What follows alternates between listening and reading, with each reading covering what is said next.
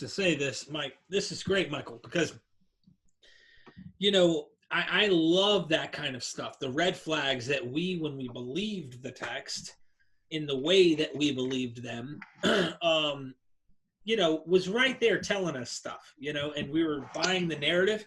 It's so funny. I mean, you could literally find, and they went and bought a lottery ticket down at the local synagogue.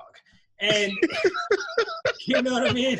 These guys would still be like, yeah, this was first century Palestine. But what I love is about what you're saying, and it's very humorous now looking back. It's like, they were cooking in pots, things like that is like you can laugh at. What I love about that is you've heard mythicists, and I'm not saying that there wasn't a historical Jesus. It's a big thing. Myth vision deals with this question a lot. And it's not just did this guy exist. This whole mythicism also incorporates ideas of places, people, not just Jesus. And like, did these places really exist? Was there really this Nazareth town, for example? This is according to a lot of scholars that I've been talking to lately, they're like, the place didn't really exist. It was this backwater small little village with a few huts. It wasn't even a city.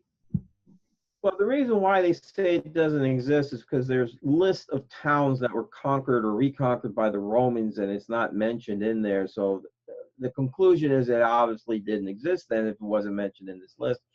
And I don't think that's an accurate way to figure out whether it existed or not, because it was so small, it probably would not have been listed. So I don't know what the archaeological data is. I mean, they've been there, they've been digging, and I think it was probably around at that time. I think it actually did exist, but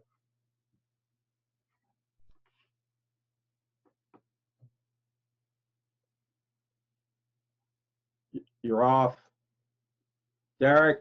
Yeah. Sound?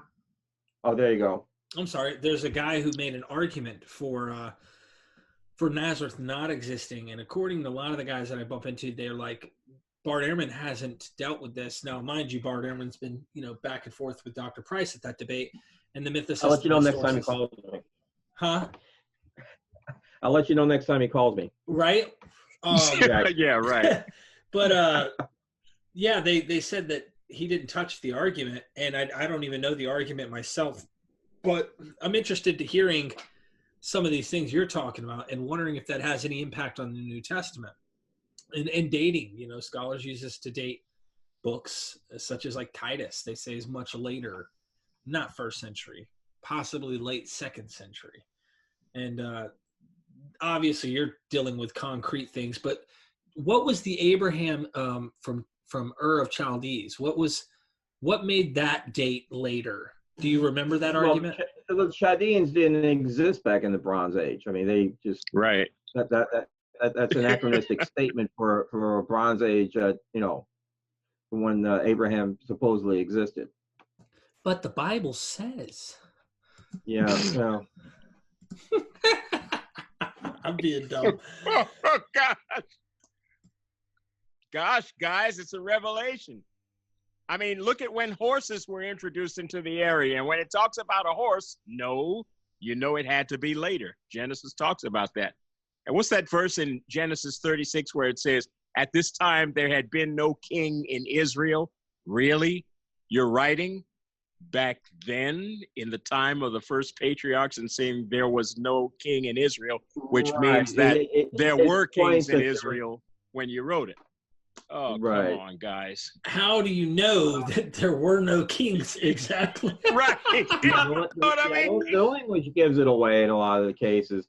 So, yeah, so the Bible, so now we have the astrological aspects coming out of Babylon.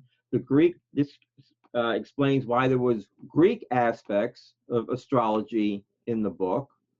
There's also things of personal astrology that was in there. For David was very much a Sagittarius. Joseph was the epitome of generosity when he was in Taurus. So it was the beginning of the personal astrology era, which really picked up around 400 BC is when they started injecting the planets into it. But right now, we're just looking at constellations born in certain constellations without the planets. So this is an earlier version of astrology. So we got this aspect in it, the Greek aspect in it. So this is all coming together, and there's evidence that even what they call the Book of J was, I don't consider it to be full. I consider it to be redacted. The Book of J was written in segments. So there, I still have my basic part that was written. It was added to. Then Finkelstein seems to believe that the court of David came from King Omri. Why, I don't know, but that's he draws comparison between. He doesn't deal with the mythological aspects of David that I do, all the stuff. He has no idea how to deal with David and Goliath. He does some comparison on it. The whole Bathsheba thing, he's like, why would they even put such a negative story in there? He doesn't even imagine, why it's even there, or but the other stuff that takes place seems to happen in the age of Omri. And it's Solomon, because God wrote it. God had to write it Solomon, for the negative stuff to be included. That's right. Otherwise, if it was just humans, they never would have put this negative stuff about their own people in the book. Thank you, Luther. So Solomon comes in. You're welcome, Derek. So let's go back. Let's see what we got. Oh, that right there. That is Nabonidus right there. That's him. And of course, he favors the moon god Sin. And there we have the 3 symbols for our 4 symbol sun. And then here we have Venus with 7 points instead of 8. So, okay, wait a minute. Now, the moon god Sin, is that the god for whom Mount Sinai or Mount Sinai was named? I think so. Is there a connection there? That is what I claim in my book, that is where it is. And I have that located in the constellation of Cetus, that is like the south polar star for Mount Sinai. Dude, I don't want to, look, I know I'm going to have to let this go, but I got to ask you one thing. If that is so, what are the implications of Israel, according to their lore, receiving the law from the mountain of the moon god, from Mount Sinai? What does that say about the law of Moses? Well, it does talk a lot about sin. So no, sin is not sin. Right. Don't connect it. Sin I'm just with kidding. All right. Okay, this is the moon god. Are you telling me that the etymology that I'm using is faulty? Like what was his name? Jordan Maxwell does this argument. I don't know if you guys have heard it, ladies and gentlemen. The enemy of Horus, Osiris, and these gods was Set. And this is why we have sunrise and sunset. The enemy of the sun is Set. This is where our etymology of set, sunset, comes from. And I believe it. Okay. Yeah, right? Like, that's the etymological approach he takes. And I'm like, I don't know, man. Etymodulomania, right? Is that what they talk about parallelomania? That's etymodulomania. I don't know. I know that's not a word, but I've heard scholars use that term with parallels. Michael, I got a question, man. Our audience hasn't read your book probably, and they need to. And I suspect you talk about this stuff in your book. But you mentioned just recently with David and Goliath, okay? That's a famous story. Everyone loves that story. Freaking atheists love that story. They love picking at it. But regardless, everybody knows it. Everybody knows about it. What do you say differently about that story that Finkelstein and these other people don't? If you don't mind touching on that for a second, that'd be awesome. I'd like to hear what you say about it, because I know it's a celestial slant, I suspect. Yeah, it is. One of the things that it is common is there are other stories that are similar to it. Egypt has one, Sinu, instead of, I think he used a bow and arrow or whatever. May have been where it was from. The Philistines, I think, have another story similar to it. But no, this is the constellation of Capricorn. Goliath, I think, was in the head of the goat, and David was from the tail part, and they came down and met in battle in a field. And there's a number of stars that would indicate armor and the field in Capricorn. And the fact I think the field was called Ephes Damim. It's just coming back to me. It's weird how these little things. It's something like a field of blood. It's a weird name, very elaborate there. One of the other things that I noticed is that the original Bible, the points are all wrong. The solstice and the equinoxes in the Bible date from that Naurum Sin time, from the Bronze Age, which is probably what they would have dug up in Nabonidus, because the Assyrians had already changed it. They had already changed it from Taurus to Aries, made it the first constellation, and moved it on. And now they're digging this stuff up in Babylon that contradicts that, and they probably went back to this older stuff. So they're doing this, and now it's Solomon had this huge kingdom. Let's get into that, because we're starting to drift toward the Newer Testament. Okay. Let's go right here. I like this one. Mac 15:33. This is the justification that the Jews gave for taking land. And they went under John Hyrcanus I, they went and conquered other people. And they said, no, we're not taking their land. We're just simply taking back property that we inherited from our ancestors, land that had been justly taken away from us by our enemies at one time or another. I mean, it's classic Sudetenland type of terminology, but yeah, they used it to say their own land. So the creation of this whole kingdom of Solomon would have justified them taking all this land. And that's what they wanted to do. They wanted to control the land from Egypt to Persia.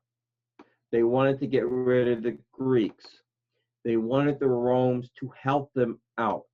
So they sent emissaries to Rome. They actually bribed the Roman senator supposedly with a half ton of gold. And they signed a treaty with Rome, that they would, if Rome got attacked, Judah would help them against their enemies. Sure. And if Judah got attacked, Rome would help them. Now, this got translated from the Aramaic to Greek to Latin. So the Romans didn't quite see, they didn't read it in the same light that the Jews read it in. It was more benign for the Romans, and they didn't really have to do much of anything. So, but the treaty was there. I think they wrote it in bronze or gold tablet or something, and and presented it. So it was there. They had a very close relationship, but not a too close relationship. But they trying to get this relationship with Rome. Also, what they wanted to do was they wanted to have all the Jews who lived in the Roman Empire. They wanted to have control over them too, and Rome was kind of like backing off on that. So the big stink came about in 175 BC. Guy named Jason decides he wants to wrestle naked with other men, right? So he builds gets permission to build a gymnasium in Jerusalem. You walk into a gymnasium, there's two statues are there. One is Hercules and one is Hermes. Hermes represents the mind. So the gymnasium was not just a place where nude men would wrestle, it was also a place where they would learn. They would learn Greek philosophy. They would learn language. They would learn grammar. They would learn, all the mathematics skills. They would learn rhetoric. They would read the Greek plays. They would read Aristophanes, making fun of the Pythagoreans and all that other good stuff. And they would also wrestle naked. They would also get ready for the Olympian Games. Now, there was a problem there when the Jews got naked. One of these things was not like the other, all right? So they are circumcised. Whoa, okay. Oh, yeah, and they're exposed. In the Greek culture, that's the no-no. That is, they make fun of you, they point, they laugh, they ridicule. It's considered vulgar. You had to have it covered. So what the Jews would do is something called a reverse circumcision operation, so they could go into the gymnasium. And it was advertised as being painless, and to me that means they must have had trade with Afghanistan, because I can't understand how this would be painless. What they would do is they would take a little sharp object and they would cut along the shaft, the skin of the shaft, and peel it back up over the head and kind of tie it off and then let it heal underneath. So you would have this natural shroud over the top and you wouldn't see anything that was going on. There's also references to this in Maccabees, but these were Jews who hated being Jews, is what they said. So there were Jews that really weren't big on the circumcision. They were going in. The nice thing under Julius Caesar, if you had graduated from the gymnasium, you were offered, you could get a position, an administration position in the Roman Empire. You can leave Jerusalem, go somewhere else, and get a nice little cushy job somewhere. So there was an incentive for people, for Jews, to go to these gymnasiums and become like their Greeks. And this was a very dividing spot among the Jews. So at some point in time, we end up with the Jews having sectarian violence. I think the Medes came back in and did some invasion. The Jews were divided into different groups. Some like the Greeks, some like the Persians. It was kind of odd. It's sort of like the United States was, where some like the English, some like the French, and we were divided up. We had the Federalists who liked the English and the Jeffersonians who liked the French, and that type of thing. But we have this lady here who came in, Salome. Salome ruled after her two husbands. The first husband, I think, was Alexander Jannaeus. He was part of the Sadducees, and he had an outbreak with the Pharisees. He ended up crucifying 900 Pharisees. 900 Pharisees, his own people. He crucified them. And while they were supposedly hanging on the cross, he brought their families, their women and children there and cut their throats. So while they were on the cross, so they were dying on the cross, they could see their family being slaughtered. So that was some of the sectarian violence that the Jews had. Then he died, his brother took over, and his brother married his wife. Now, this caused problems. The Bible says, yes, you marry your brother's wife. That's fine. But also, as a high priest, you can't marry a woman who's not a virgin. So no matter what happened, it worked out pretty bad. So she ended up ruling pretty good for a while. Good, kind ruler. She was the ruler of the land. She was the queen, and she appointed her oldest son, John Hyrcanus II, to be the high priest. Problem started when she died, and he was going to take over as ruler. His brother didn't like that. His brother, Aristobulus II, notice all these nice Greek names, the Greeks that they hated. So They go to war, big war, battling That's back an and forth. ugly looking bubble. Aristobulus is getting the upper hand. Okay. So what happens is a couple things happen. Let's go back. Dead Sea Scrolls. I believe that Aristobulus II is the wicked priest in the Dead Sea Scrolls. It was during his reign that this unnamed, unknown priest was killed by him. And this kind of sets up the whole Jesus narrative, the righteous teacher. He was, there was an argument over the calendar. Now, supposedly the righteous teacher had been everywhere, done everything, and they were discussing, arguing over when Passover should be. And the righteous teacher was probably using this first book of Enoch, which stated that the calendar was 364 days. He took the standard Babylonian 360-day solar calendar, and he added 4 days to it for the solstice, 2 for the equinox. So Aristobulus didn't like that, had him killed. And going to sidebar here on calendars. All right. Enoch, right? Lived how many years? 365, I believe it. Yeah. Yes, 365. Bible says 365 years because that is the number of days in a year. The issue with this is the Jews didn't have a 365-day calendar. Where did that number come from? Right? They had the lunar calendar, which was 356 days, and then they had the 360-day calendar that they got from Babylon, and then they added the 364-day calendar, and then they used the 19-year lunar solar calendar that the Babylonians had, right? Okay. The Egyptians had this 365-day year, but it was actually 360 plus 5 days. Right. The gods were born. The gods had to be born outside of the calendar year, and Thoth made these 5 days outside of the calendar year for them. The 365-day calendar was not invented until 47 BC.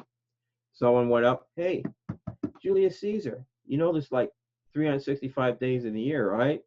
He's like, really? We got to change the calendar. So he added 67 days to the calendar. And he wanted everything to start right around the winter solstice. The Romans loved the winter solstice. Egyptians loved summer solstice, and Mesopotamia, they were in love with the vernal equinox. But Rome had the Roman solstice, and that's when that 365-day calendar started. And even in Revelation, they're still using a 360-day calendar. So I'm trying to get where this 365, that had to have been a very late redaction. All right, now let me talk. Okay. So let's see. Enoch is talked about very early in Genesis. We're talking about Genesis chapter 5, the generations of Adam. What do you think about that, Derek? A 365-day calendar in Genesis 5. I mean, if I heard you correct, Michael, and he said Julius Caesar, dude, do you know how late that puts Genesis? Yeah. Bro, Genesis should be called Revelation. Yeah. Well, yeah, right. It was probably just a redaction. It probably wasn't a whole I'm Genesis. just being funny. I just changed the year on that. I tried to look for that script in the Dead Sea Scrolls, and that particular verse it doesn't seem to be there. What happened? Yeah, they don't have a complete Genesis. They have partial Genesis. So not every verse of Genesis is in the scrolls. Interesting. So I don't know what to make of that there, guys. I mean, could it be later? Could it be that these are... Now, does the Masoretic say the same thing as the Septuagint? And technically, I guess the Masoretic does look a lot into the Septuagint, because from what... And I could be mistaken. I mentioned this on my last show, like Tobias Singer, right? He's hardcore Jew. And he's like... like he likes to delve into some interesting things in a different way, theologically and linguistically, different than what we've been talking about with some of the actual archaeological evidence that kind of says, it's much later. Some of it's linguistic, some of it's archaeological. But he said something about, where David, or in one of the Psalms, it may not be David, where he says, they pierced my hands, my feet, in the Septuagint. It does not say that in the Masoretic. The Masoretic text says, like a lion. It has something to do with a lion, and it has nothing to do with them piercing. They clawed him like a lion, right? Yes. Nothing to do with right, piercing. yeah. Now he says, watch this, and he shows the Septuagint, and then he shows the Masoretic, and he says, look at these two texts. Now, look at these two texts. You know how he talks. He's got that like Jewish slant, and it's cool listening to him because he's like an apologist for Judaism, but I still love it because he's on fire to prove his point. And he shows one letter difference between the Masoretic and the Septuagint, showing whoever edited the Septuagint was probably Christian. And they purposely put their Christ into these texts of the Old Testament. So this was something he says, if you look at the Hebrew, it makes no sense that they pierced his hands and his feet. Read the story. It's talking about a lion circling them and this and this and that. And then all of a sudden they pierce his hands and his feet. Makes no sense. He said, but they, like a lion, clawed him. Makes sense. And I just wanted to throw that out there. Like, could these be thrown in there after the fact? Absolutely. Be cool to find something that said 364. Enoch lived 364. And then here's 365. That would be like, oh. I know. I want to look for it, Derek. Now I'm excited about it. I know you will, Luther. Yeah, that's my One of the things I did mention in my book was the famous one in Isaiah where they talk about the virgin being born and it being the young girl. And in the Septuagint now it's the virgin from the Hebrew young girl. My argument is that was deliberate because it had nothing to do with Jesus, but they knew this was an astrological statement about the prophecy concerning the constellation Virgo, and they changed it from young girl to virgin because they knew the astrology behind it, and it was a deliberate mistranslation. Deliberate though, yeah. It had nothing to do with.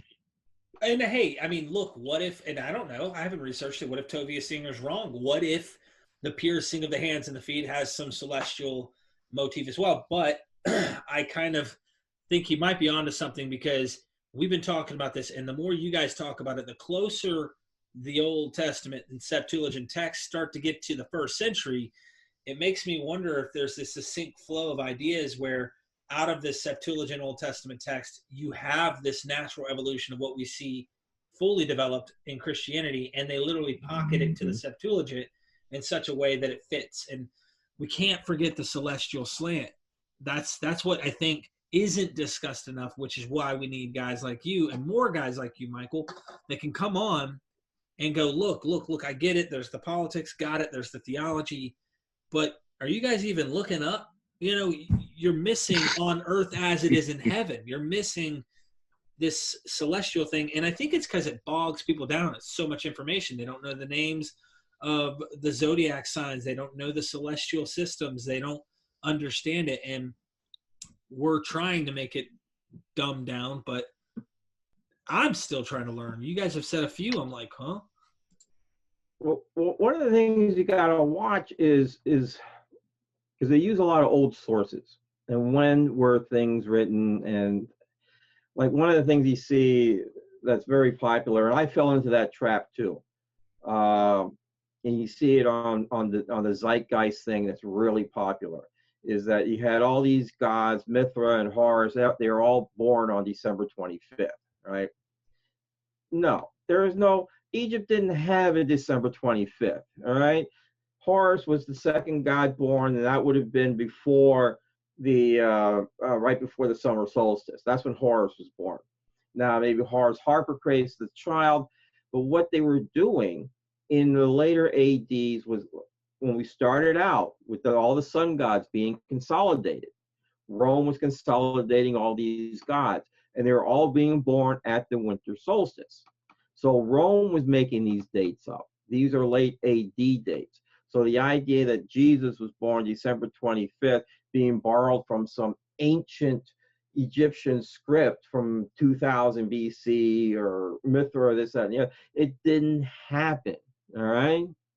So you need to stop believing people with professional wrestling names like Akira S and real biblical names like Israel Finkelstein or Paige Turner. Okay. So Luther, I have to ask Luther this here. Do you see any political Roman angle here now that he's mentioning that can be explored in light of the politic thing that you've been researching? Because he's mentioning the winter equinox is a Roman thing. So now we can Right. it's deeper and start going, what else are we finding in the text of the New Testament? And how can we look at it through the angle of what the Romans would reinvent and place in there? You know what I mean? I think not just the New Testament, but even the Old Testament. Look at the Genesis story that we're agreeing seems to have been written later than traditional scholarship would ascribe. You look at the first 7 days of creation. They seem to start, at least by one scheme, as I calculated, from the winter solstice, from the very occasion that the Romans made note of. If you look at Capricorn and you count the 7 signs up to Cancer, Leo being just beyond, and line them up with the 7 days of creation, they seem to line up perfectly. So yeah, even Genesis is influenced in this general push to make syncretism easier, to make it accessible. Let's get all the gods together. Let's do it in a way where across the empire, people can grab hold of this thing, which Rome needed to do and did. So yeah, that makes perfect sense. That in order for this to go forward in the empire, they've got to make it accessible to most of the people. It's a daunting task, but they did a good job in doing it. Okay, let's continue further with this idea. What happened? So let's go back. Aristobulus, right? Okay, wait a minute. Which one? The first, the one that got. Okay, we didn't say anything about the first, the one that got together the Hebrew canon. I was waiting for you to say something about him. No. Something I wanted to say was like in Chronicles. There's a tell there in Chronicles where David has the census, right? He's commanded to do a census. In Kings, he's commanded to do that census by God. In Chronicles, it is Satan who commands him to do that same sentence. Right. Census. So the influence of Satan came from the Zoroastrian religion. So that is a post-Persian influence that they had. So you can see the differences in the text because the Persians were really big into demons and archangels and guardian angels, which they called watchers. Meteors were witches, and comets were known as mouse witches. They had all these different names and stuff for them. Planets were bad because they moved. The stars were good. That was God's creation. They were steady. They were in place. They're always there. But the planets that zipped around, no, that goes against God's creation. And when they were in retrograde, it was really bad. Right? Those were really bad. Okay. You've got to answer me something, Michael. This is important because let's go ahead and set the record for those who want to know what they are.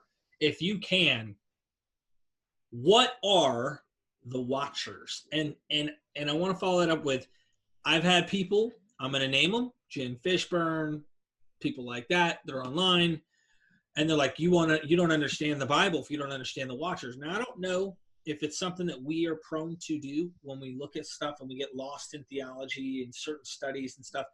And you already know you can YouTube the Watchers and get lost. What are the Watchers from a critical standpoint? according to the Persians, the Watchers are simply guardian angels. That's it. Nothing special. No aliens from, outer space or anything who, came down here. Nothing like that. What about the I wanted to theory? mention. Oh, I was going to say, Huh? what about them being the Nephilim, or there's a connection to them being tied in, and these fallen angels are the Watchers, and none of that? I think that would have been pre-Zoroastrian. I mean, there may have been something in there that was different, but later on, the Watchers simply became guardian angels. It may not have been the same throughout history. They may have evolved. Oh, something interesting about cuneiform texts. The first cuneiform texts were receipts, work compensation receipts. They're just so-and-so was paid. There was records of workers being paid, right? And they put them in boxes. And it was 1,000 years before they learned to start writing in lines. So if cuneiform was invented by aliens, they were really stupid aliens. They were like morons from space. So just thought I'd throw that out there. All you Cult Planet fans, okay? Oh my gosh. So anyway, we have Aristobulus II, bad guy. Story is that the 200 wealthy Jews went up to Pompey. Pompey had just conquered Turkey, and he got all the land ceded to him from the Turkish king. So he was sitting up there in Damascus, just enjoying himself, having a good time. And these Jews come up and they said, we have problems with Aristobulus and Hyrcanus. These guys are fighting. Could you please help us out? So he says, guys, come up, talk to me, because you don't want me to come down there. So he looks at him and he decides that Hyrcanus is going to be the high priest because he's kind of a weenie.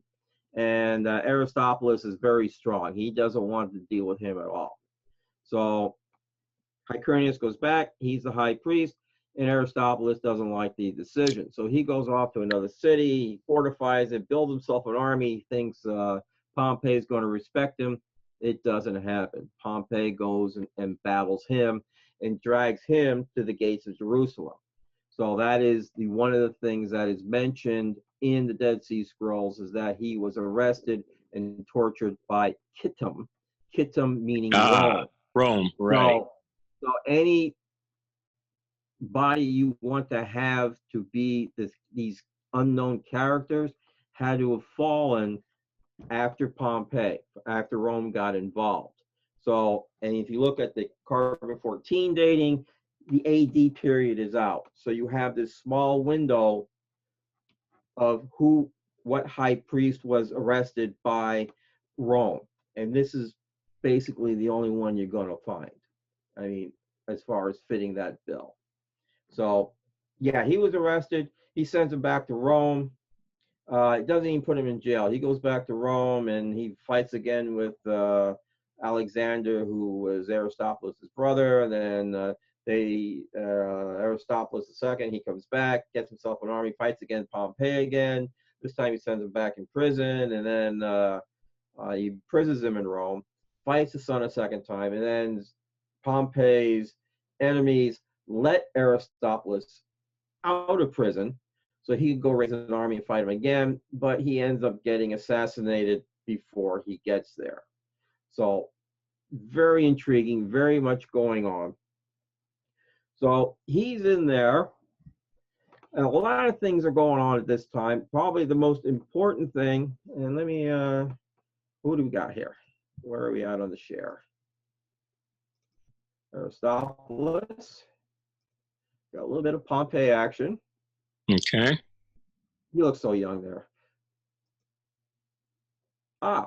Philo of Alexandria. Uncle Philo. Uncle Philo.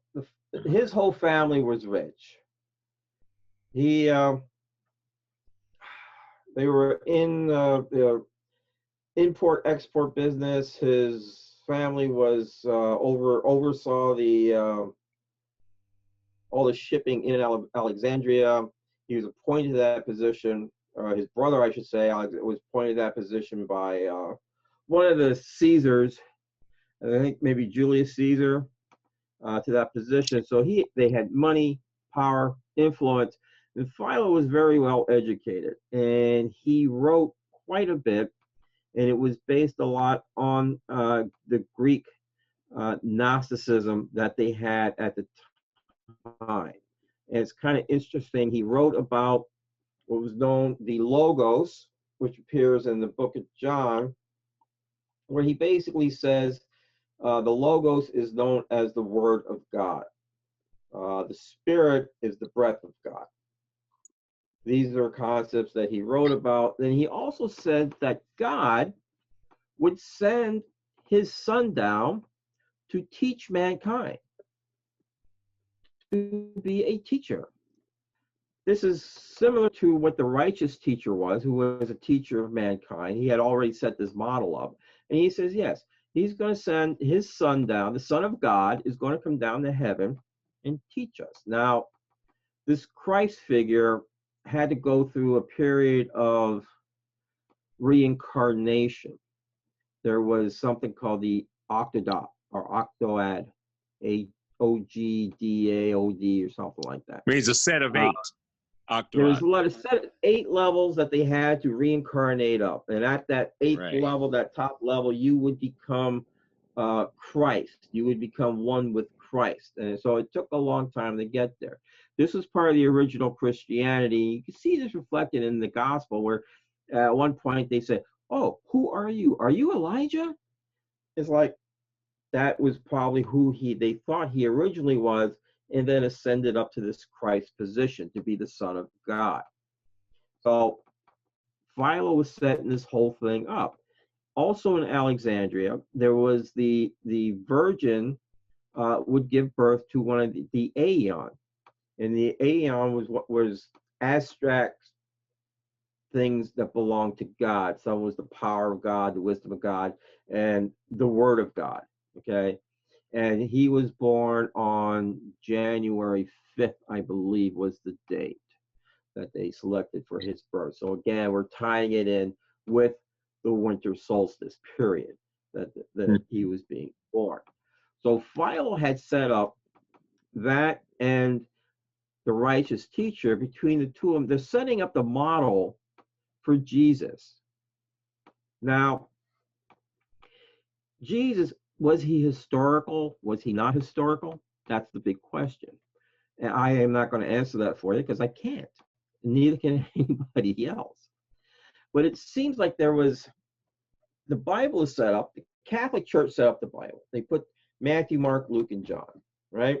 They put Matthew first, even though all the scholars say Mark was the oldest gospel because it's the shortest.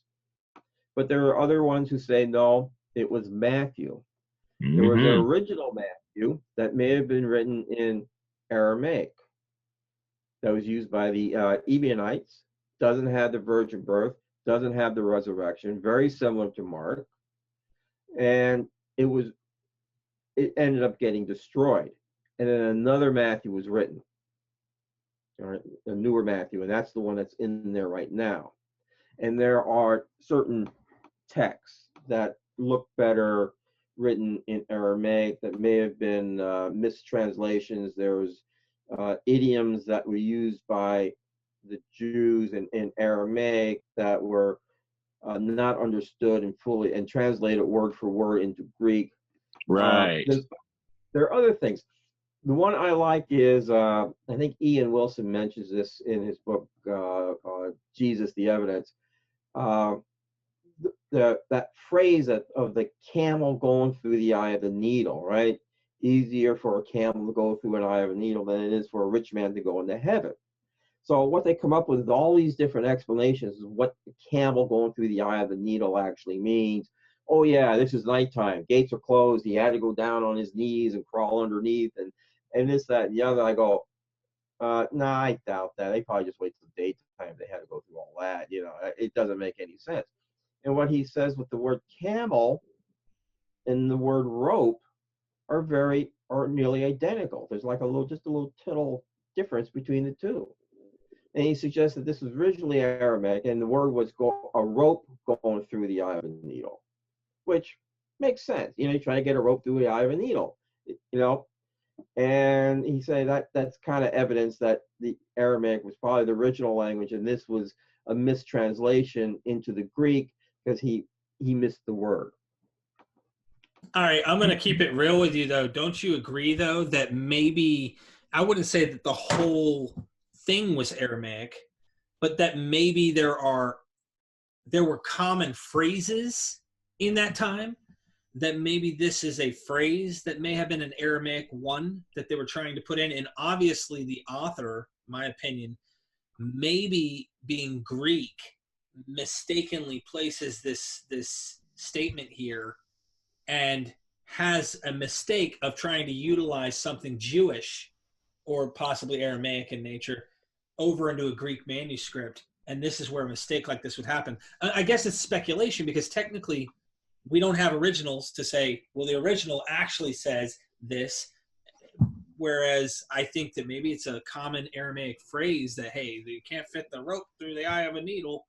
That sounds almost like something we would say commonly in American language. And then if it goes down into someone who speaks Spanish in Spain, they might slip up and phrase it into something else. I suspect. I don't know. What do you think? Yeah, well, that's just one. There's a number of these that are better in Aramaic than they are in the Greek. And we're just saying the one book, Matthew, was originally this Aramaic book that was lost, that was used by the Ebionites. Okay. So yeah, and they had a big discussion with another priest in their day over the virgin birth, and they denied that there was a virgin birth. So obviously their text did not have it. They also point to when Jesus was baptized in their text, and they say in the original Matthew, the voice came down from heaven saying, "This is my son in whom I'm proud." And then the phrase goes, "This day I have begotten thee." And I think that came from the Old Testament too. And yes, it came from the Psalms. Yeah, Psalm 2, that I was believe. supposedly been in the original Bible text. And when the church did the whole virgin birth thing, they had to go through and destroy all the texts that had that in it. So in order to keep their virgin birth narrative, and that's how all these texts ended up getting destroyed. Right. They can't have their everlasting divine Trinitarian understanding with that. No, and Michael, I agree that it's possible. Me and Luke have talked about Matthew before, and that's actually what I was saying. I wasn't suggesting Mark, Luke. Of course, Luke goes way beyond anything that would be Aramaic and anything that would be truly Hebrew. Right. Right. But when you look at Matthew, yeah, I think that it's the most Hebrew. However, it's still speculation. I mean, it's unless we found a proto version of Matthew, in my opinion, it's like, what if this was someone who's trying to write to a Jewish audience using phrases that may have been Aramaic and common and incorporated into Greek? Now, it could be just as easily said, hey, there was a guy who translated it from Aramaic into Greek, and these are the mistakes. Or it could be that someone who was trying to convert a Aramaic language or Aramaic phrases, putting them into a book for Hebrew people, made these mistakes into the Greek. Either way. And Derek, we looked at this before in relation to Matthew, reasoning that if Matthew was originally in the Hebrew, then a lot of the anti-Jewish references would not be present, and yet they are.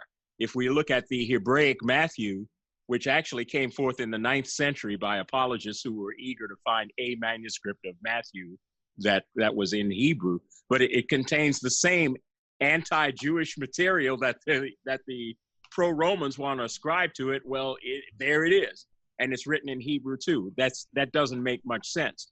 And this problem of taking a text that's in Greek and resolving it back into Hebrew or Aramaic in order to eliminate the problems in it is something that we find on both sides of the millennium. They did the same thing with the testimony of the 12 patriarchs. The testimony of Levi was supposedly originally written in Hebrew. Even though we have the Greek, we no longer have the Hebrew. Well, how do scholars know that? Well, they figure out that must be the case because there are too many problems in the Greek, and when you retranslate it into the Hebrew, they disappear. So, you know, again, it's not just the language it's written in, but the elements in it, do they make sense culturally?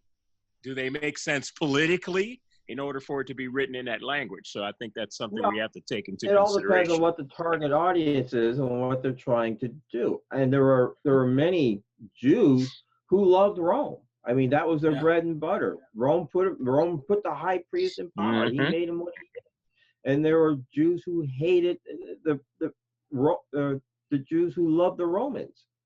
I mean, they're all different sects who hated this. So if you want to say there were Jews who were very pro-Roman, who could have been writing pro-Roman stuff and some things that are anti-Jewish. Like we said before, from the gymnasium, how they hated circumcision and certain things and food rights that they tended to ignore. Which brings us up to 66 AD, when we had the Great Jewish War. Times were right is what we were told. Everything just kind of fell into place. What scholars don't mention is that there was a comet that year. Halley's Comet appeared. And that would have been seen as a sign. So it's like, okay, now they all go into this berserker mode. There's 3 people out there who claim to be the Messiah. Right? They had 3 different sects following these 3 different guys, and they're all trying to battle against the Roman Empire, fight the Romans. However, when they can't find a Roman to fight, they're fighting against pro-Roman Jews or any rich Jew or anybody in power. They were killing them. So finally, these 3 groups who represent the 3 different messiahs, they get stuck in Jerusalem. They're in a siege in Jerusalem. And while they're there, waiting to get attacked, they go after the other one's food supply.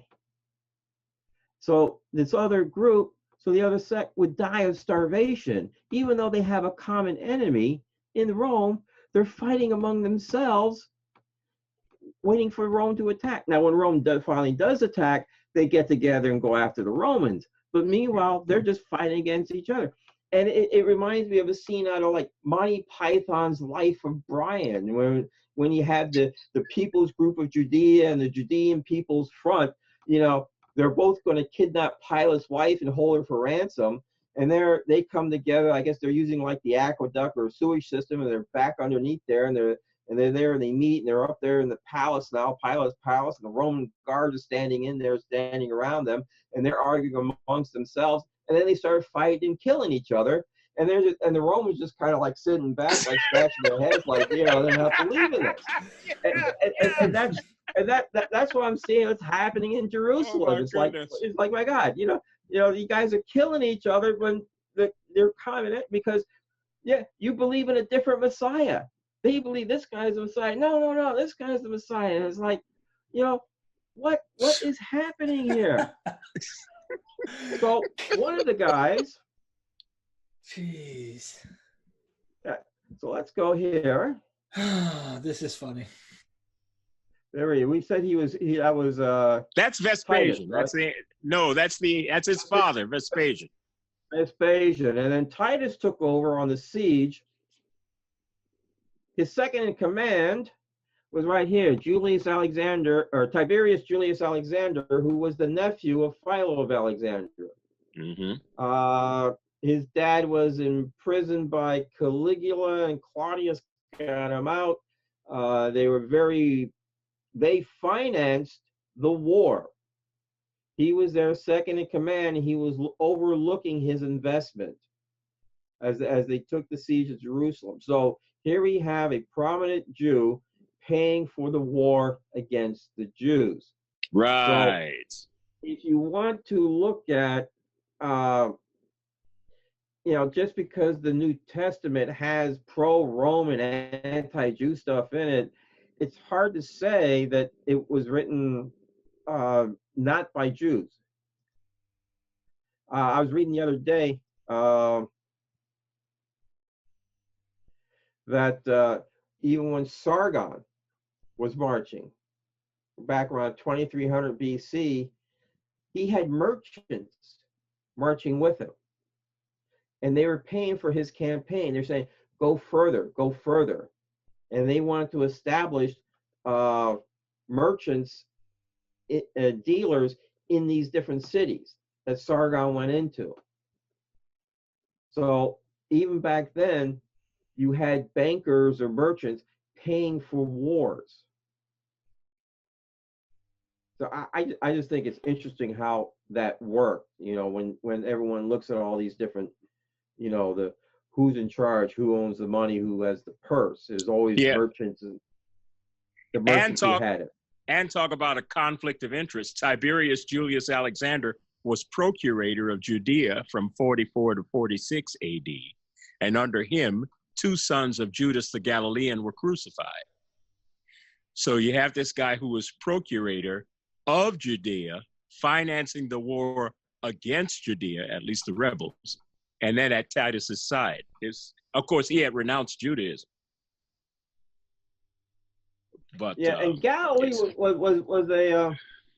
was a sore spot. They weren't very religious Jews there. They kind of ignored the dietary laws. They talked funny. They talked a little different than the proper speaking Jews. They would, when they go to Jerusalem, they would make fun of them of how they talked, and we see that in the Bible. I think when they said to Peter, "Oh, you must be one of them because your voice or the sound or your speech gives you away."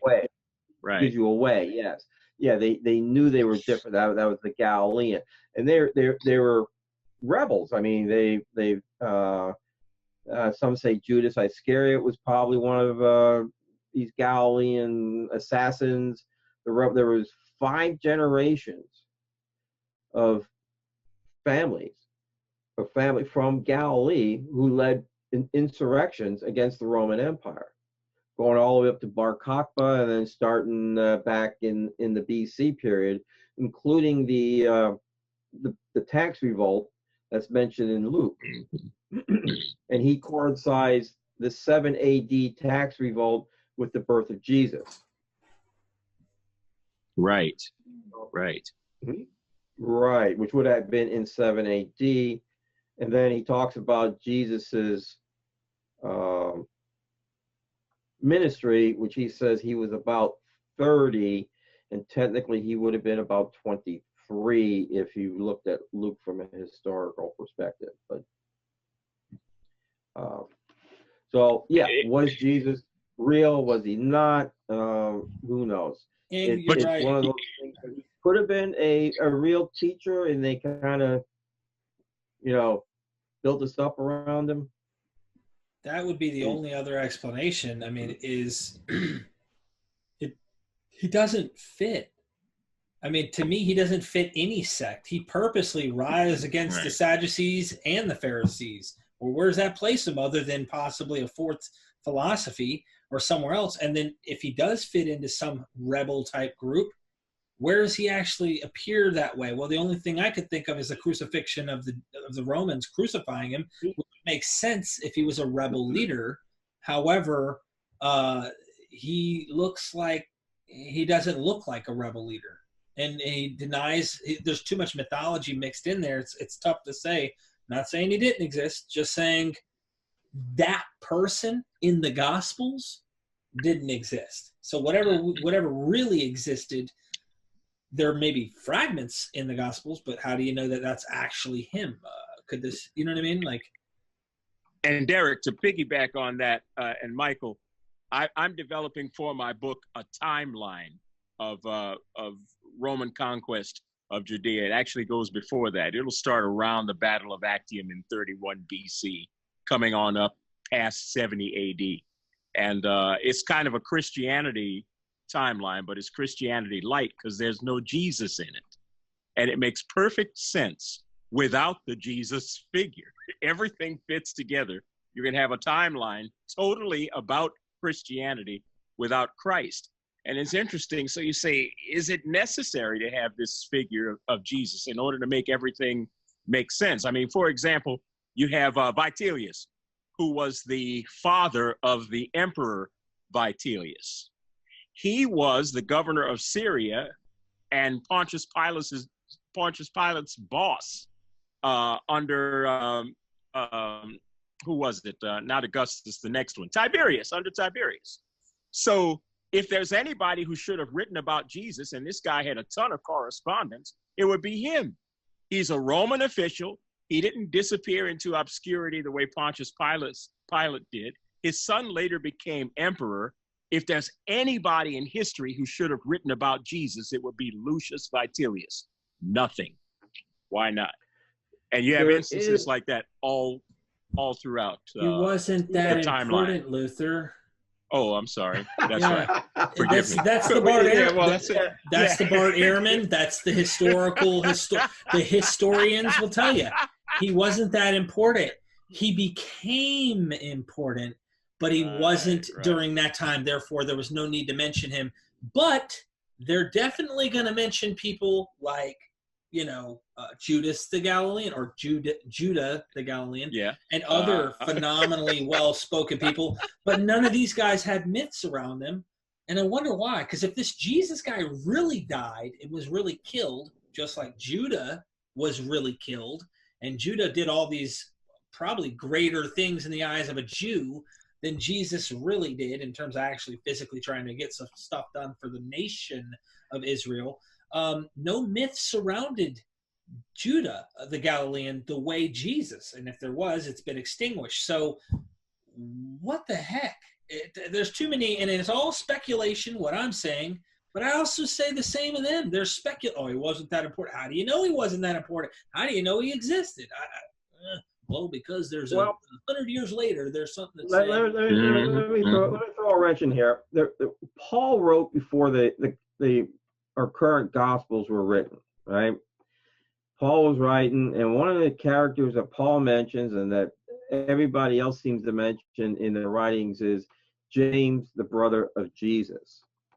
So if you're going to get rid of Jesus as a mythical character, you're going to have to get rid of the guy who was known as his brother too. It's actually James, the brother of the Lord. Right. And that is a very important distinction. It is. Because if he's speaking of him as Lord, is he speaking of him as an earthly guy sitting on a throne? Or is he divinely attributing or angelically attributing that this Christ-like figure is an angel of the Lord? Therefore, he may be saying James is just another fellow brother. Now, I've heard both arguments. I'm still split. But either way, whether that's correct or not, we can't. It's ambiguous enough not to determine and say, as a matter of fact. And then we can go to Josephus. Well, Derek, your point is well argued and proven to be wrong in Josephus. But is that James, the brother of Jesus, the son of, is it Damnius, if I'm not mistaken? Luther, in Josephus's quote on James? I believe it is, because that could be a different family. It could be a different... In Josephus, yeah. So it's complicated, and at the end of the day, I don't think we have sufficient evidence to say, like Bart Ehrman says, and I'm not saying there wasn't a Jesus, by the way. I'm saying the way he says it, Bart Ehrman says it is a matter of fact, historical fact, that Jesus did exist. Now we got to say, who was he? Oh, well, he was this rabbi teacher who really did get crucified under Pontius Pilate. Well, for what? And so we need to get more on him and find out more about this guy if he really did exist. I know that he may have. Let me throw two things at you.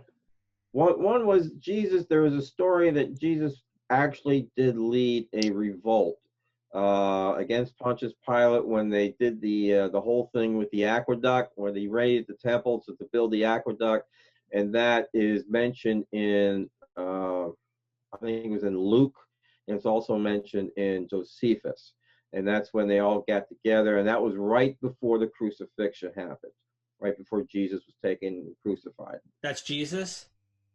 And there was one theory that he was actually the leader of the uprising against Pontius Pilate. And he was arrested and crucified over the aqueduct building. Another thing Never I want heard that to throw at you is I've never heard that either. No. The other thing I want to toss at you is Israel Finkelstein, which is actually his real name and not one that was made up. How do we know that, Michael? I don't know, but I tell you what. Because You're going to have to establish that. I tell you why. He must have got shoved in lockers and his lunch money taken away from him. It's an interesting name. Interesting name. It's like a guy named Poindexter was taking away his lunch money.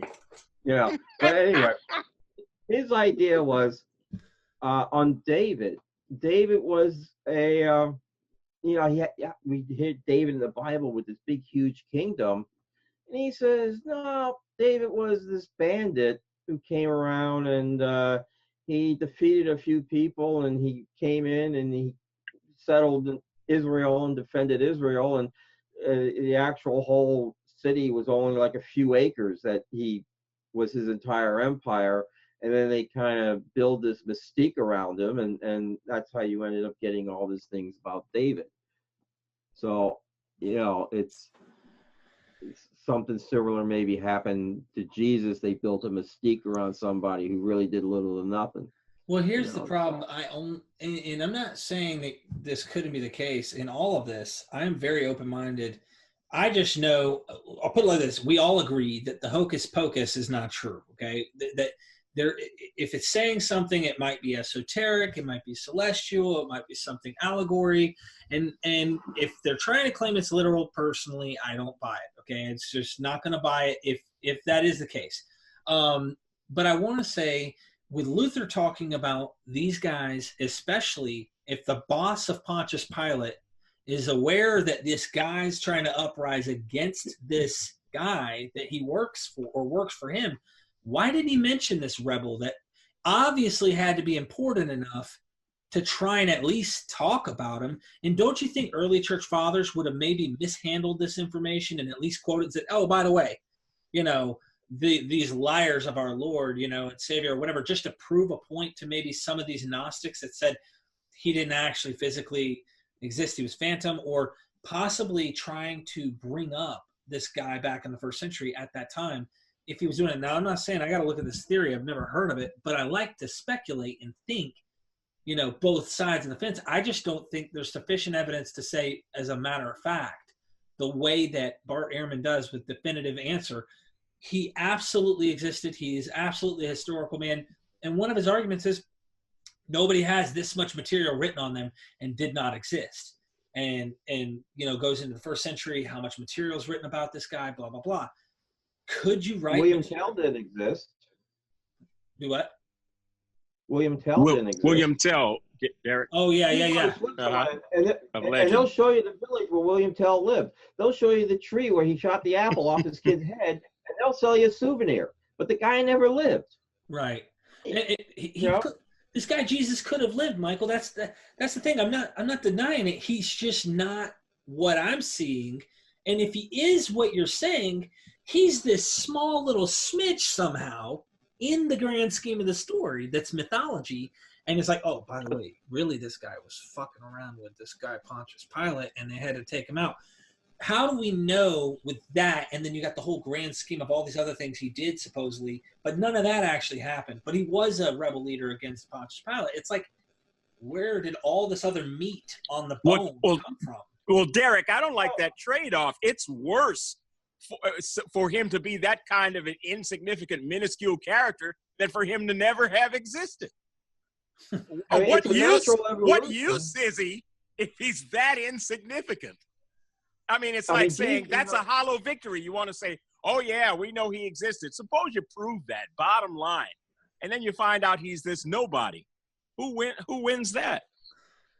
What kind of victory is that for the faith? Nothing. Jesus is a natural evolution from the Greek Gnosticism, from coming out. He is a product of Alexandria. All the stuff and the wisdom that he has. Okay, let's talk Alexandria. Sure. And I agree with that. He's part of this natural evolution that came about. So was there a man who kind of fit the bill that they assigned this natural Nah, evolution to? Or we don't did they need him. make it? Occam's They really razor. did. We don't If he need him. if he didn't exist, they would have made him up. Right, and that's where I think there's other factors we weigh in, theological factors. I mean, Mm-hmm. like the 70 years. I got to get Mike Lawrence on the show sometime too. He's talked about a 70-year theory, but I just did a show with James Stevens Valiant, and he talked about the reason. And he's actually more of a historicist than he is a mythicist. He actually thinks there may have been an actual rebel guy named Jesus, but they whitewashed and mythologized him so much that he became a pundit for Rome, so to speak. And nonetheless, he makes this point that the Jews couldn't, just like the first temple destruction, hey, how do we explain this? And Jeroboam and them are explaining why. Well, we sinned and it's Israel's fault. The same thing happens in the New Testament. Blame Israel, blame Israel, blame Israel. Temple destruction happens all of a sudden. Jesus keeps worrying about it. Well, what the Mike Lawrence and them are saying, and including James Valiant here, that made me think more reason to make this guy up is now they need an explanation for why the temple did get destroyed. Now, one of two things happen. They either look back, Jews who wrote this, and said, look, this guy Jesus, we missed out on him in the 30s. He was the guy. That was him. So now we need to backdate and pretend this historical guy somehow was the Messiah, which is why in 70 AD Rome kicked our butts. And we sinned because we didn't follow this guy back here who claimed to be a Messiah. Right. Or we invent a theory of a Uncle Sam that we messed up and didn't follow back here, and somehow have this guy be the reason why 70 AD happened.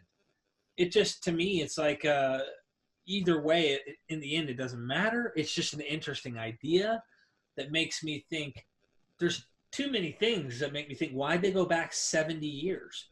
I mean, why are they going back and having a 40-year exact generation like they did with Moses? Why is it so theological that the temple's destruction and you just go back, 40 years and you're right there with Pontius Pilate and these guys and perfect timing to have this stuff happen? Theologically, it makes too much sense to me rather than historically, and I'm speculating. But well, Pontius Pilate disappeared from the scene. Nobody knows what happened to him. After he went back to Rome, he was recalled under Lucius Vitelius in 36 or 37 AD. So he's just the guy you need under whose crucifixion Jesus had to happen, Jesus' crucifixion, because nobody knows what happened to Pilate. He's the perfect figure for him to be crucified under. You look in history and say, well, who are we going to pick there? Oh, yeah, this guy. Pin it on him. We can't find him. Now, someone might think we're conspiracy nuts because they're like, why would they go through all that work to create this guy and to do all that? I think it's hard enough to believe that the story is telling us factual evidence of this historical guy Jesus by just looking at the evidence we do have. It's like, dude, how do you make sense of this? And there's so many theories. So, like, why did the Jews just stone him if he actually was committing blasphemy? I mean, that would have been Torah. That would have been the right time to go ahead and get rid of this guy. Instead, they take him to Pontius Pilate to Herod to Pontius Pilate. And there's so many copies of the Old Testament here. The scapegoat having Jesus, Barabbas, Jesus. There's too much theology. It's like, I mean, you just look at the Last Supper, where he's doing this Dionysus rite, where he's doing the body and blood of Christ. That is pure Greek. That's coming from your Gnostic Greeks. So everything is coming out of Alexandria for him to do this. So that's where the story seemed to have originated. Now let me throw some wrenches in the works here. Josephus writes about 3 other Jesuses who were messiahs in his work. And the book of Revelation, the Jesus mentioned in there is not the Jesus of the Bible. That book of Revelation was written by Messianic Jews, and that is a different Jesus who is coming to conquer Rome. So they had a whole idea of a Messiah being named Jesus also. Jesus being the Greek version of Joshua who was Pisces in the Old Testament. And this being going into the age of Pisces, we have the two fish that the Christians used as their symbol, Correct. which was the symbol of Pisces. And if you go look at the oldest, I won't say church, but prayer place that they had in Megiddo, you can just Google that up, and the Google mosaic Megiddo, and it shows this nice little flora with Pisces right in the middle of it. I mean, it's Michael, you bring up a good point, and I mean, we can go into how that affects possible who or what, I'll even say, not who, but what Jesus even is. Is it a guy who's going to come under this symbol somehow? Could it be that this is something angelic? And I only say that to say, when I look at it, like I've been saying theologically, I wanted to ask you a question in this. When do you date the story of Joseph from Genesis 38 to 50? When do you think that was written? I mean, you probably don't have a definitive date, but like approximately, do you have an idea? And the reason I want to say that before you answer is I've been noticing theological comparisons between the sacrament or the Eucharist, or the, let's just say it, the Lord's Supper, whatever, Last Supper, where Jesus is telling his disciples, break this is my body, drink this is my blood, and do this in remembrance of me, which is Dionysus, okay, or a Dionysian Alexandrian mystery school type of practice. However, I found the same ritual theologically in the story of Joseph when he goes into the dungeon in Egypt. The two men have the dreams. One's a baker, one's a wine bearer. Both of them in 3 days. Well, I had 3 baskets, or I had 3, whatever. The wine bearer has 3 grape clusters, whatever the story tells. In 3 days, he said, you're going to be resurrected and killed to the baker, and you're going to be resurrected and you're going to be granted back its status with Pharaoh, which technically would be God, so to speak, in this. And one of them is resurrected to damnation, just like Jesus talks about in the New Testament. The other is resurrected to eternal life, so to speak, according to the New Testament kind of idea. However, as soon as this wine bearer goes to leave, he says, don't forget me, remember me, just like Jesus tells his disciples, do this in remembrance of me. And now I love this, because what you say about this Dionysian, and mystery school concept that comes from other pagan sources that kind of creep in. What about that being here in this story? Do you still think that has a Dionysus idea with the wine and the baker, and in the Joseph story, and then going up to Pharaoh, or is it Egyptian? What do you think? I never really thought of it in those terms until you just mentioned it. But I think I had that initially was cut from the initial one and was placed in later. So yeah, that would have been written probably 200 to 300 BC, maybe somewhere in that area. I mean, it was time for them to have all types of influences from both the Egyptians and the Greeks to have made that story. I don't I've been looking at that kind of stuff, like even Judas. You mentioned Judas Iscariot, and you're like, well, you might have been a rebel leader. Here's why I ask the questions I do, Michael. And you can disagree or even just say, hey, I haven't thought about it that way, and that's good, because I am looking at it with those fresh lenses in a way, right? And I looked at the narrative in Genesis 38, and I saw that the very brother that betrayed Joseph's name was Judah. He was the first guy that betrayed him. Now, all the others were on board, so to speak. One of them wasn't quite, according to the narrative. The first brother the plan was to get rid of Joseph was Judah in the narrative in Genesis 38.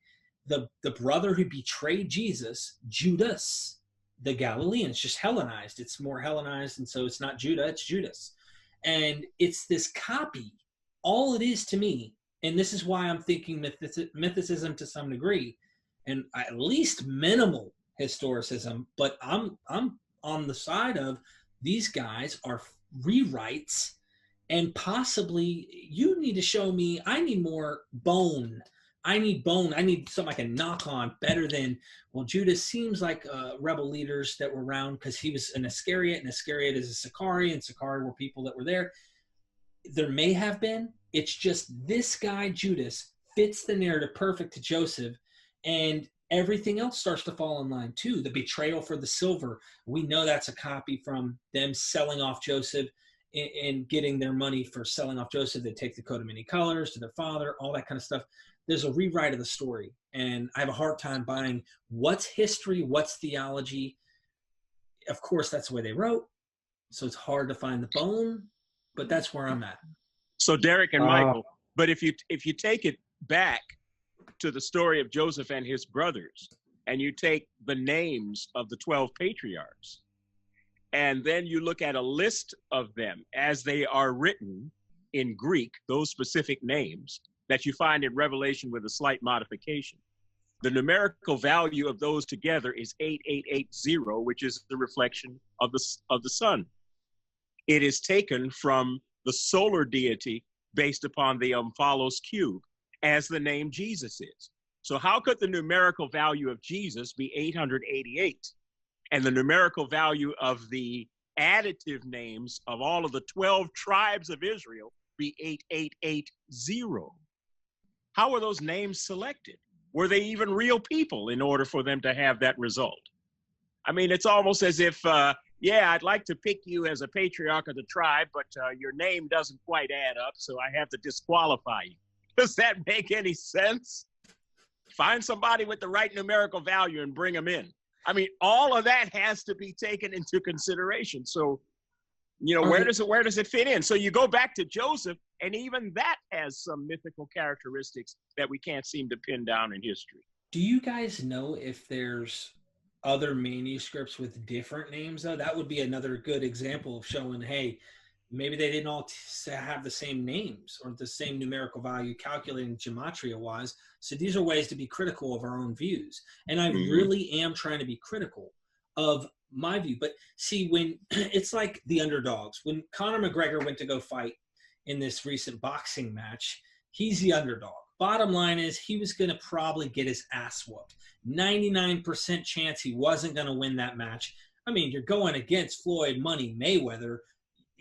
This is a guy who was born to dance in the ring and just get you and miss everything you throw at him. However, I rooted for him in light of the fact that he had confidence. He went in like a lion. He said, I don't care. I'm going to take you down. He loses. He wins out, and he loses in the 11th round. Probably could have ended sooner. Floyd was probably thinking money. Floyd was thinking, let's make sure this drags out because the millions I'm putting into this and getting out of this, I got to make this thing look like it's worth a show. I say that to say historicism is the winner right now in terms of the majority. Everyone assumes this guy exists. I see these mythicists come in with their arguments. They're not understood. They're ridiculed and mocked. You're just a total fringe, absolute conspiracy theorist. You aren't really looking at the sources. You're not really checking this stuff out. And at the end of the day, I listen to Dr. Bob a lot on this stuff, and I think this is important. Dr. Bob says there could have been, Derek. That doesn't sound like a nutcase to me, or a conspiracy theorist. A conspiracy theorist tells me the earth is flat. You can't get near the 200-foot ice wall. The government keeps you from being able to send up something to see that, so you can't tell that the earth is flat. I mean, like, that to me is like, no matter what, it has to be this way. Dr. Bob says there could have been a Jesus, but if there was, what do we really know about him for sure? And how can we know anything about him? That to me is a very skeptical and a reasonable approach. And as I started to approach it, I thought to myself, the best damn evidence I could think of if there was a guy named Jesus is that he was exactly what you said, Mike. He was a rebel leader. He could have revolted against Pontius Pilate. He could have revolted against Rome in some way, but the guy would have been crucified, in my opinion, and from what I've been hearing other scholars say, the ones that are skeptical, not the Jesus believers, that this guy wouldn't have been crucified unless he was a problem for Rome. Now, one could say the purse of the Jews came out and said, hey, you guys handle this guy. That's possible too, but we don't have any evidence. It's speculation. I am just saying it's important that if we weigh the theology of it and we see the rewrite of the Old Testament, we see the parallels and we see this stuff, at what point have we chewed away the meat and said, all right, here's the bone. This guy was this. Bart Ehrman says he was a rabbi. That's the bone. Bart Ehrman says if there's anything we can know about Jesus, he was absolutely crucified. That we can know, he said. Why? Because Paul says Jesus was crucified and he resurrected. And if the resurrection's not true, our whole faith is falling apart. How do we know Paul's crucifixion, resurrection concepts aren't celestial? How do we know he's not a mystery school Gnostic type guy who's saying celestial, some solstice idea that Jesus being the sun dies, rises again? How come he had to be a Jewish guy? And I'm just asking the question. I'm not saying that's the case. How is it that all of Paul's epistles are not forgeries? We don't even know if, I mean, there's only like a handful of the epistles that he wrote that are considered to be actual Pauline, and the rest are considered to be forgeries. So you have to figure out, you know, you just have to look at the ones that actually Paul actually wrote, if there was a Paul, and not some. Yeah, and if there were original epistles, because the term forgery necessitates there being a real somewhere, which Right. we don't know. You can't definitively know that. And me and you were talking about that the other day, Luther, and that's what was interesting. I even mentioned that to Dr. Bob. We got to do a show on that and get him to explain. I love that. What if Paul's a surname? I mean, what if Jesus is a title? What if it's not an actual guy, so to speak, but a title? I'm not saying there aren't Jesuses that were people. Josephus talks about them. But why is it that Matthew the way that Matthew describes this guy that, you know, is Jesus, the guy, the person, is that he was going to be born of a virgin, or at least not in this case be born of a virgin in Matthew, but nonetheless he's going to be born, right? And the angel says, you shall call his name Jesus, and that's it? No. For he shall save his people from their sins. The reason his name is Jesus is that he's going to save his people from their sins. That sounds very, very theological. That sounds to me, you're saying it is the Bible, you know. I know, I'm just pointing out, like, and I have to emphasize that, man, because if he's just a guy, like all the scholars keep throwing around this Jesus, why is he titled the very thing he's supposed to do? In essence, it's like the angels giving us another, like an Old Testament story myth. You know, he's going to be the savior of his people. This is why we're naming him Jesus. Someone could say, well, I mean, there were many Jesuses, and they just picked that guy because his name was Jesus, and then they threw this story. Yeah, it was a common name. It was a very common name. Mm-hmm. It sure was. 3 out of 8 high priests from the beginning of the millennium to well, actually before the beginning of the millennium, I forget what the starting point is, but going to 70 AD, 3 of 8 of them were named Jesus. What does that say to you? It says to you that whoever Jesus was, he was meant to be a common man, a sort of everyman, because, I mean, you didn't name him Aristophanes. I mean, you named him Jesus. Very, you know, what does that say? Name him John. I actually would love to get a historicist, though, that it has patience with someone who's skeptical like me, and I say that because, like, you're into the celestial stuff, Mike, but I think this is a fascinating question. Myth visions wrapped around, and well, Matthew is the most astrological gospel of the 4, so it's almost like it was taken from the Greek version of the constellations. And when you mentioned Joseph, the same star Arcturus which was the coat of many colors.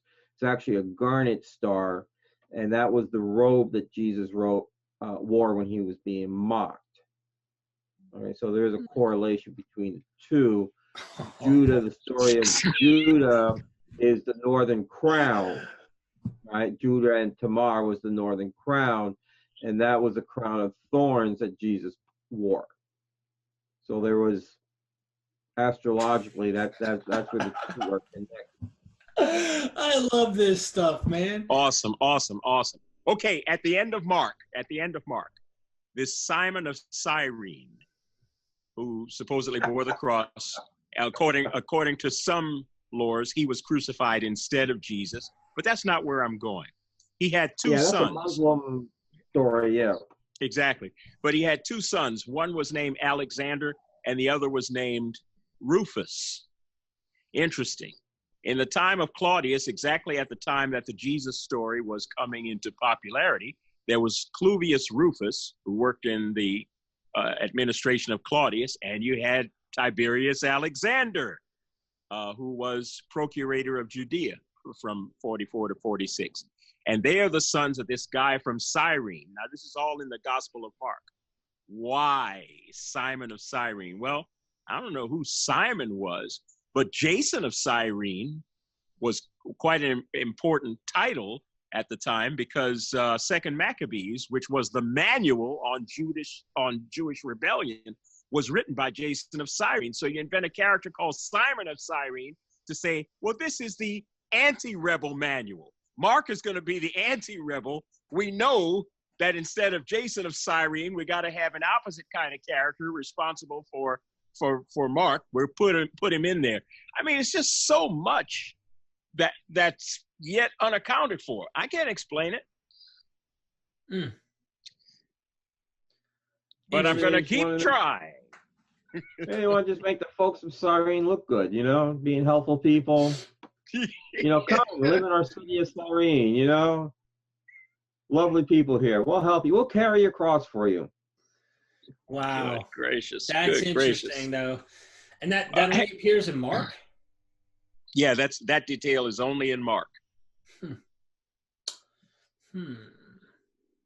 Interesting. Hey, guys, as the hour draws later and later, man, I have never been party to a show like this where we had so much free flowing, and it was kind of like a tripod. We were like bouncing off each other here. And you got us started, Michael, and took us really through almost the history of Judaism throughout all the conquests, which was wonderful. When is your book scheduled to be published? When is this going to be ready?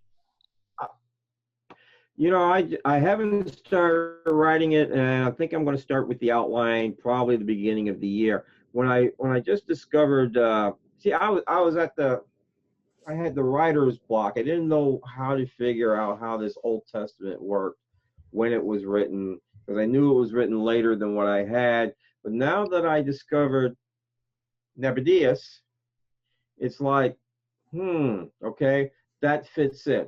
That was the missing piece. So now that I have the missing piece of the puzzle, I can start putting it together.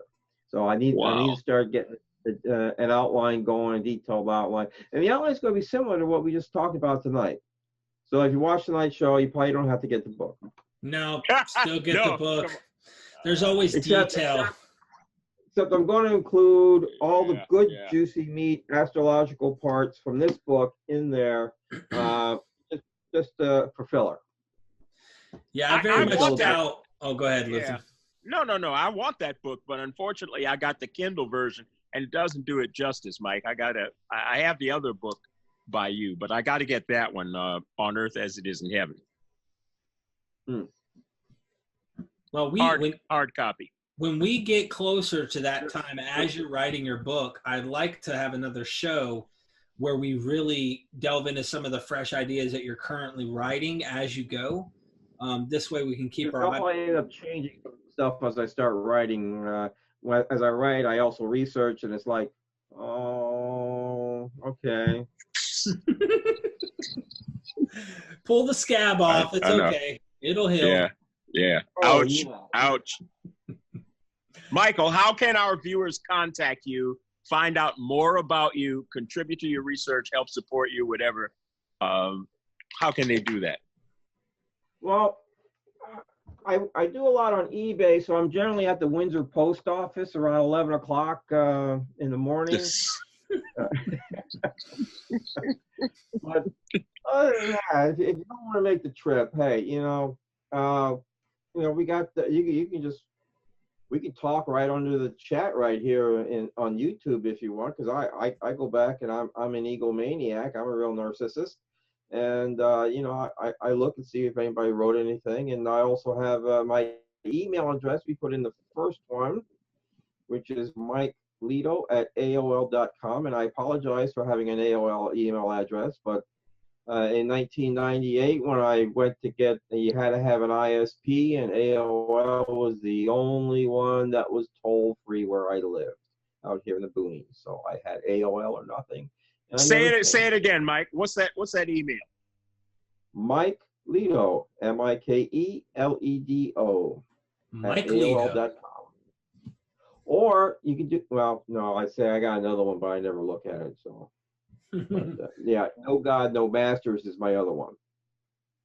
We were lucky, Derek, because we just messaged you, Mike, on Facebook, and then I was hoping, I said, is that the Michael Ledo that wrote The Secret Astrology of the Bible? And hey, it led to this night. I mean, and now we've done 2 shows with you, 2.5 shows, whatever. So what more could we ask for, right? I tell you what, this one thing I ask for before we go. Whatever you do, please don't grind an axe like so many others who have done books with astrotheology and celestial mythology. You get to page 308 and all of a sudden, you get mad at the Catholic Church because they didn't tell you the truth and that ridiculous stuff. It doesn't have any place in real scholarship. So I like the fact that you're I'm going to have to mention that Marduk is not from the 12th planet. That's about it. We'll let you do that, but keep it calm, man. Okay. Keep it, just dispassionate, as they say, just the facts, ma'am. But I mean, I love your balanced treatment. So by all means, we hope that you stick with that. So, man, it was great having you once again, everybody. Mike Ledo, the man. Found out about him through Santos Bonacci, and hey, he writes his own ticket. I mean, he is a very fine researcher in his own right. Derek, you want to add anything before we sign off tonight? I just want to close on one thing. Thank you, Mike, for joining us on the show. And one thing I really like about what you do in your research, and it's unique, I don't see it often, not saying it's not there, is that you actually change with the evidence that you do find. You don't put yourself in a situation where you force that to be the case. You are very probabilistic, and you go based off probability, and you say, hey, here's the possibility, this what seems to be. And I really, really like that, because that's, to me, the best kind of scholar you can get. When you have scholars who just have it all and they know it, what else can they learn? They have the answers. And if new evidence arises, they have their preconceived ideas. There is no place to learn. You're a true scholar and a true student, and I appreciate you joining us. Thank you. I constantly question everything I write. I look for evidence to either support it or deny it and go where it's at. So, and I try not to make up things or tap dance around facts that get in the way of my theory. Let me give you an example. One of the theories I was holding was that all astrology came out of this Gobekli Tepe Caucasus region, and when the Indo-European language expanded, the astrology went with it. And then this is why we have this similar astrology from India to the Celtics, and that fell apart. There was nothing there to support that. So it's like, okay, it's back to aliens, it's like I got nothing on that. Man. Awesome. That's awesome. So way to go, Mike. Way to go. Way to go. Once again, we can't wait to have you again, right, Derek? That's right. That is right. Take us out, Derek. Well, ladies and gentlemen, if you heard, he already has 2 books. Be sure to go on Amazon and search them. I'll make sure they're down in the description of the video so you guys can get a copy of it. If you want to learn more about some of the underlying, I like to call this the bones, not the history. To me, the bones are the celestial myth. When you really want to understand how these religions formulated and what kept them together, and also why they're so common and look similar to other myths, it's going to come into his type of work. It's going to come into the celestial myths, what pieces all these religions together. Be sure to get the books. Michael has done excellent work. He has new research he's constantly coming out with, and show him some love. MikeLedo@AOL.com. We love you here at Myth Vision. You saw the resurrected Luther firsthand. He put his hand on you. You put your hand on his side. You felt the holes. You know he's real. So blessed is he who does not see from here on out, and yet still believe. You know. Yeah. Thanks, Luther, guys. I want to ask you on public here. When's that book gonna be ready? That's going to be spring of next year, Derek. So it's not going to be as long as it has been. And I can hardly wait. We got everything lined up, and it looks like I've hit a sweet spot in doing the home stretch here. So it won't be long. Now, when I say spring of next year, that's the manuscript being ready. Actual publication and release might be a little bit after that. But it won't be long. Certainly be sometime summer of next year. Well, thank you so much for joining me again here at Myth Vision Podcast. We love you guys. Peace.